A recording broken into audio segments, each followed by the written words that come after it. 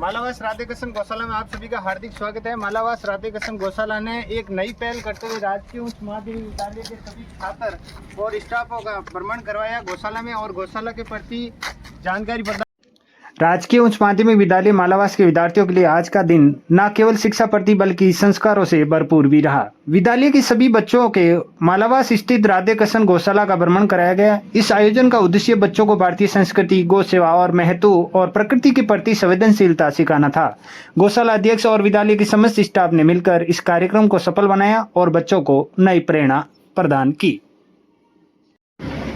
गौशाला पहुंचने पर बच्चों को वहां के शांत, पवित्र और सकारात्मक वातावरण ने मंत्रमुग्ध कर दिया। गौशाला अध्यक्ष ने बच्चों का स्वागत करते हुए उन्हें गौ माता की देखभाल और उनके जीवन में योगदान के बारे में विस्तार से समझाया। बच्चों को बताया गया कि गौ माता केवल धार्मिक आस्था का प्रतीक नहीं बल्कि हमारे पर्यावरण और कृषि व्यवस्था का भी अभिन्न हिस्सा है।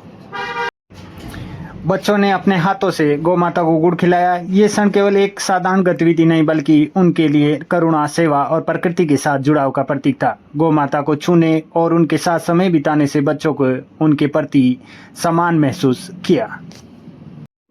गौशाला अध्यक्ष रामनिवास जी चौधरी ने बच्चों को ये भी समझाया कि गौ माता हमारे जीवन के कई पहलुओं को प्रभावित करती हैं। उनकी उपयोगिता केवल दूध तक सीमित नहीं बल्कि उनके गोबर और गौमूत्र का उपयोग जैविक खेती और पर्यावरण संरक्षण में भी किया जाता है। उन्होंने बच्चों को गौ सेवा और गौ संरक्षण के महत्व पर जोर दिया और कहा कि ये हमारी संस्कृति का आधार है। बच्चों ने इन जानकारियों को ध्यान से सुना और समझा। उन्होंने सीखा कि गौ माता न केवल हमारी आर्थिक और पर्यावरण का आधार है बल्कि हमारी नैतिक और आध्यात्मिक शिक्षा की भी प्रेरणा है। विद्यालयों के शिक्षकों ने इस आयोजन के बच्चों के सर्वांगीण विकास के लिए महत्वपूर्ण बताया। उन्होंने कहा कि इस तरह के कार्यक्रम बच्चों को पुस्तक से परे वास्तविक जीवन का अनुभव देता है। गौशाला भ्रमण ने बच्चों के मन में सेवा भावना, करुणा और प्रकृति के प्रति जिम्मेदारी का बीज बो दिया।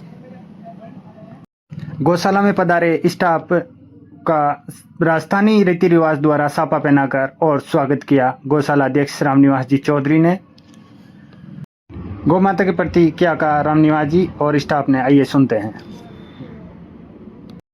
स्थान गौशाला है, तीर्थ स्थान है। आज राजस्थान के अंदर बच्चों को आकर्षित करने के लिए गौशाला के अंदर हर स्कूल के बच्चे गौशाला में जा रहे हैं। मैंने भी एक मालावास के अंदर एक पहल करी है। मैं मेरे स्कूल के बच्चों को भी गौशाला बुला के आकर्षित करूँगा। तो होएगा तुम्हारे माता पिता जो घर में आपको टाइम लगे, आप मत जाओ, वहाँ गुड़ आपको मिलेगा। अपने हाथ से जाके गौ माता गुड़ खिला दो और गौशाला का दर्शन कर लो, वो भी बहुत आपने। और अगर आप गौ माता के घर में भी गौ माता है उसके ऊपर हाथ फेरो 10 दिन लगातार, आपकी बीमारी खत्म हो जाएगी। मैं तुम्हारे सामने रिटायर्ड फौजी हूँ, पिछले 3 साल से इसमें काम कर रहा हूँ और मेरे घर में एक आपत आई थी, वो भी फोन कर दी। तो इससे बड़ा पुण्य संसार में कहीं भी नहीं है। और आप एक गौ माता से अगर जुड़ोगे तो आपकी तरक्की होगी और आपकी सर्विस में मैं बताता हूँ, भगवान से प्रार्थना करता हूँ पहले एग्जाम आप पास होगी। ये दर्शन का स्थान है गौशाला। धन्यवाद आप लोग आन इन गौशाला मान बढ़ाओ और गौशाला आप सवारी मालावास की गौशाला है, इन माते मालावास राधा कृष्ण गौशाला लिखा है। तो आप कटे भी जाओ, कटे भी फोन देखो, ज़्यादा दान देना हो, कभी गौशाला आगे नहीं बढ़े। गौशाला हमेशा प्रचार करना आगे बढ़े, ज़्यादा गौशाला प्रचार करो तो आपकी गौशाला आगे बढ़ेगा। गौशाला में हमारे को बुलाया, इसके लिए मैं रामनिवास जी का और पूरे गांव वालों का बहुत आभार व्यक्त करता हूँ। गाय की सेवा से बढ़कर हमारे सनातन धर्म में कोई बड़ी सेवा नहीं है। और मैं अपना एक अनुभव बताता हूँ। मेरी माँ को शुगर की बीमारी थी और हॉस्पिटल वालों से कंट्रोल नहीं हो रही थी। मेरी माँ ने मेरे को घर पर बोला, घर पर ले लो, मेरी अंतिम दिन हो गए, अब मैं मर जाऊँगी, मैं जिंदी नहीं रहूँगी। और मैंने उसको गाय का दूध और गाय की छाछ, खट्टी छाछ नहीं, बड़ी छाछ मारवाड़ी में वो शुरू की। मेरी माँ कम से कम 10 साल तक उस शुगर की पेशेंट में रही और उसको बहुत आराम मिला। तो देसी गाय होनी चाहिए, इस गाय का इतना फायदा है। धर्म के साथ साथ हमें शरीर में भी गाय का दूध और गाय की छाछ बहुत ही उपयोगी। धन्यवाद।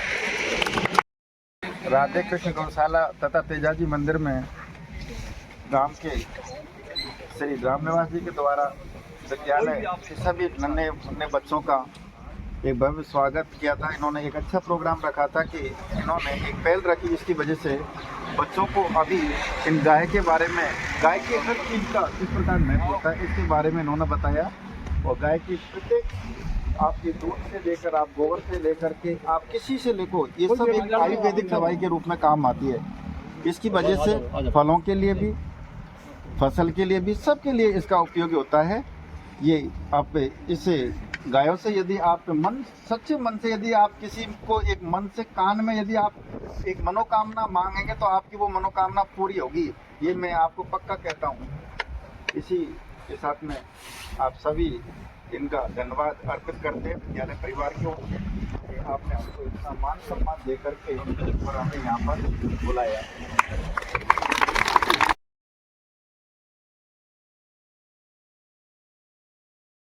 का रूप दे के आप कितने खुश हैं आप। मैं तो उसकी शुरुआत ही उस दिन देखा था इनके हाथ देखा वाली। लेकिन रामनिया जी को रिटायरमेंट होने के बाद में आपने कितना अमूल्य समय, ये आपका घर पर भी काम कर सकते हैं, इनसे ज़्यादा कर सकते हैं, लेकिन इन्होंने एक गौ भक्ति दिमाग में बैठ गई। और गौ भक्ति एक वो भक्ति है जो अपने माता पिता की सेवा करो तो गाय की सेवा करो एक समान, इतनी बड़ी उन्होंने उपलब्धि दी। और आज इसकी देन से ही है आगे बढ़ रहे हैं। और इसी किसी भी प्रकार की इसमें ये बात बताती नहीं है कि छोटी मोटी बीमारी, वो बीमारी के कारण एकदम अपना आप भगवान ने ठीक कर दिया। इसका मुख्य कारण ये है आप ज़्यादा से ज़्यादा अपने गायों की सेवा करो, गायों के प्रति आप एक अच्छा मान लो, क्या कहते हैं उसको, स्नेह रखो, प्यार रखो, समय दे करके इनकी गायों की रक्षा के लिए आज जगह जगह गौशाला बनी हुई है। पूरे इंडिया में, एक बात नहीं, पूरे भारत देश में अच्छी अच्छी गौशाला बनाई भी।